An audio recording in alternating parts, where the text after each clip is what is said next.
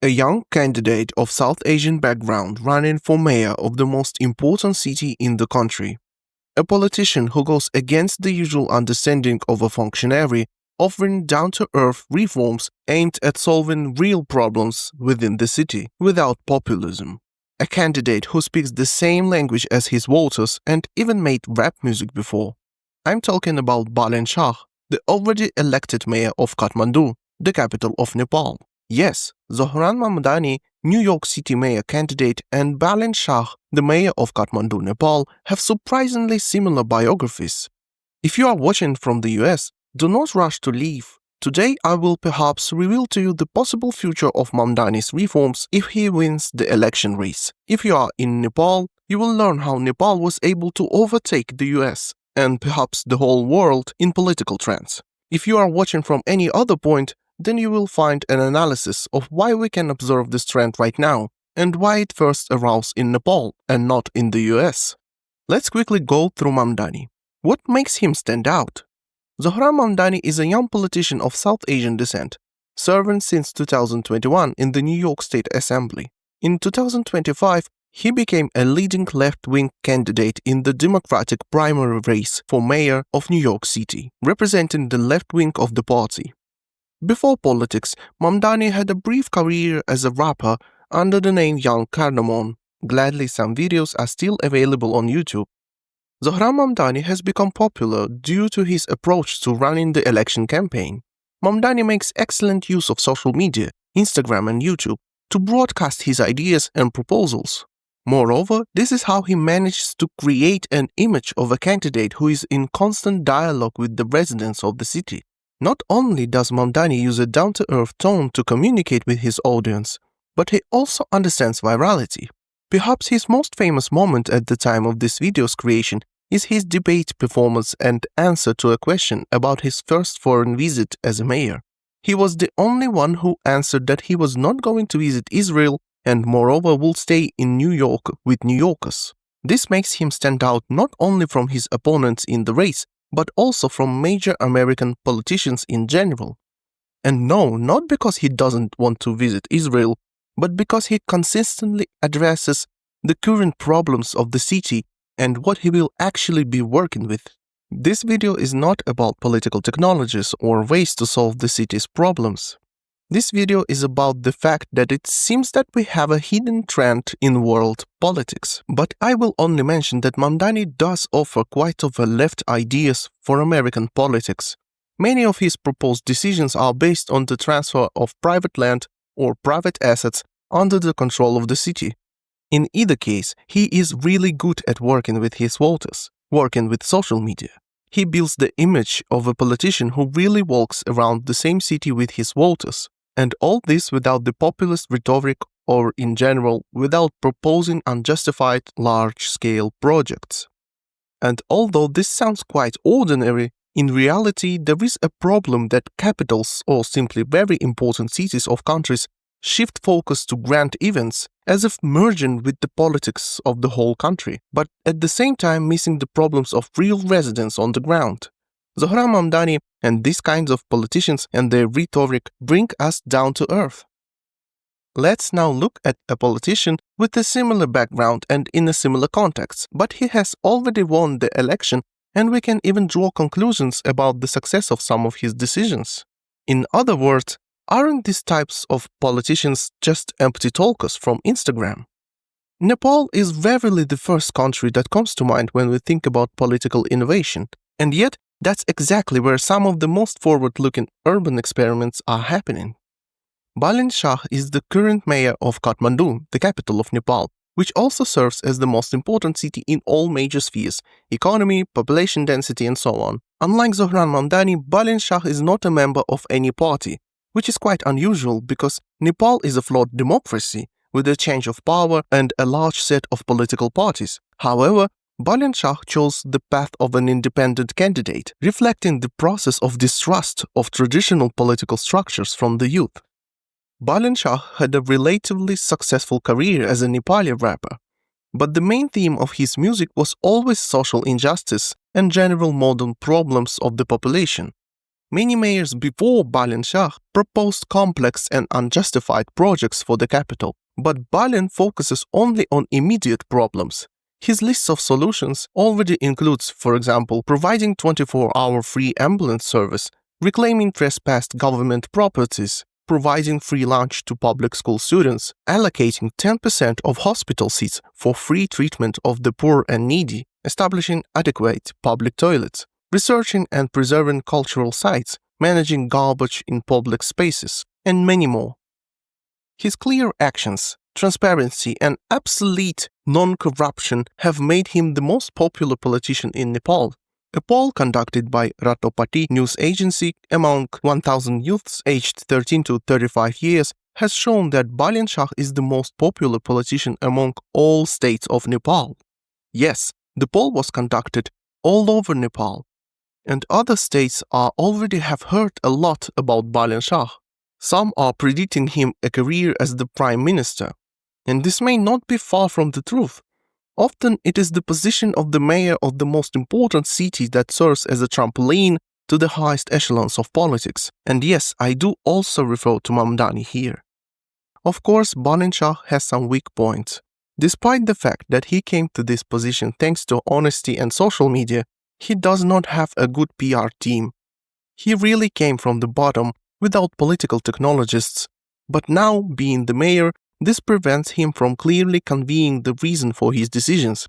And I remind you that he makes decisions clearly and often, for example, decisions to demolish illegal buildings, are not perceived so unambiguously by the population, especially by those who are affected by it.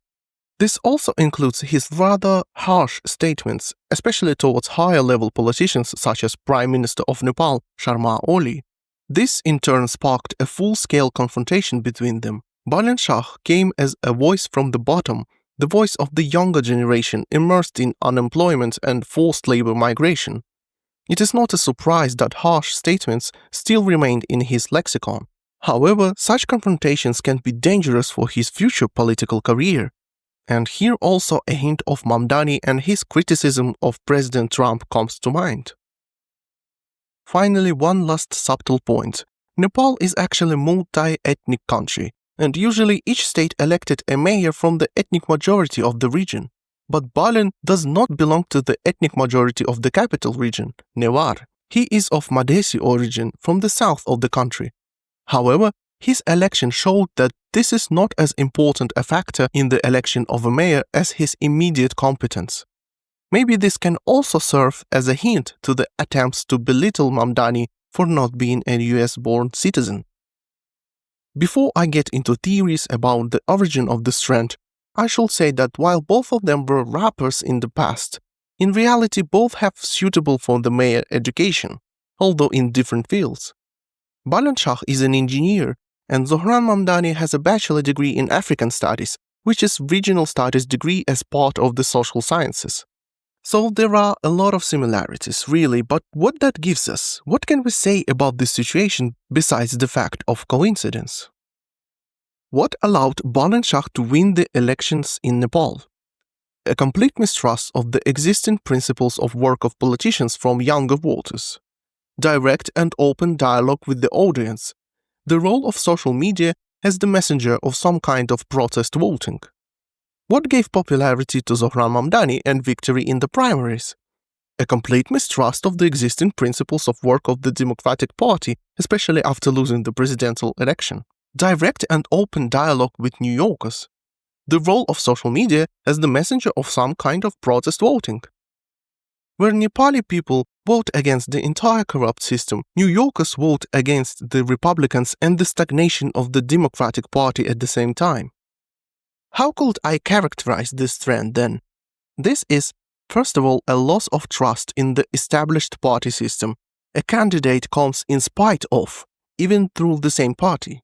Second, the role of social media. This became obvious under Trump in 2016, but here the role of social media is not as a conductor of memes, but as a conductor of transparency. Completely different approach. And third, anti-systemic perspective expressed by a focus on the real everyday problems of voters. So far, it is visible in democracies in mayoral elections. but it may appear somewhere else. It is also worth noting the high success of reforms and the real decline in demand for populism, at least at small levels. Okay, it seems like this is definitely a harbinger of some kind of trend. But why exactly it is Nepal that overtook the US, the main incubator of political trends? In places like Nepal, where state institutions are weaker and social problems more visible, political experiments emerge faster and even sometimes inevitable. When infrastructure collapses or basic services fail, there's no time for procedural gradualism. That forces a kind of compressed political evolution. You don't get a 20-year drift towards technocracy. You get a 31-year-old rapper becoming the mayor because no one else is fixing the roads. In the so-called global north, decay is buffered by legacy system, by stronger bureaucracies and so on. But in the so-called global south, that buffering is thinner, so crises are sharper, but responses are often bolder. Not because voters are more radical, but because the baseline is already unsustainable. This kind of pressure creates a different kind of political environment. In places like the US, cities can survive with bad mayors for years, because there are many layers of government, private safety nets, and slow-moving institutions. But in Kathmandu, the system has fewer buffers. It cannot absorb failure quietly. That's why people are more open to electing outsiders, like engineers, activists, or even rappers, if they seem serious and connected to the local problems. Another possible reason why change happens faster in some places is the age of the population. In countries like Nepal, many voters are young. They are not as invested in old political structures. They want fast responses and are used to making decisions through the internet, not through long speeches or party loyalty. This creates an opening for a new kind of politician, one who is not performing a traditional role, but who is simply present, walking the same streets and answering real questions. We can imagine it a little differently. If Nepal found a solution earlier due to the weakness of the governance systems, perhaps such weaknesses of the governance systems appeared in the US too, since we can observe popularity of Zohran Mamdani. The best political decisions are not always born where the political systems are most developed. Sometimes they can be born in poorly developed political systems of poorer countries, that is, where problems require solutions right here, right now. We are used to the fact that countries poorer than the best try to copy and mimic the system that seems to be the best without real implementation. However, it seems that it is precisely this non-implementation of Western systems that gives the rise to the need to invent new working political instruments. Perhaps it is worth looking more often at the political systems of countries regardless of the complexity of their systems. Now tell me, have I convinced you that this is a new going trend, or maybe it is just a coincidence? And also one thing, let's be honest, where else would you hear a comparison of political trends in the US and Nepal with such depth of insights into both contexts? I think I deserve a follow just for this kind of analysis. All of this requires a lot of time and preparation. I spent more time collecting and structuring information than even editing. So if you, like me, have a dream of filling YouTube with academic level content, then consider expressing this help through Patreon. There is still only $3 tier. The link will be in the description. Don't forget to also like this video, and I see you in the next one on a completely different topic. Goodbye.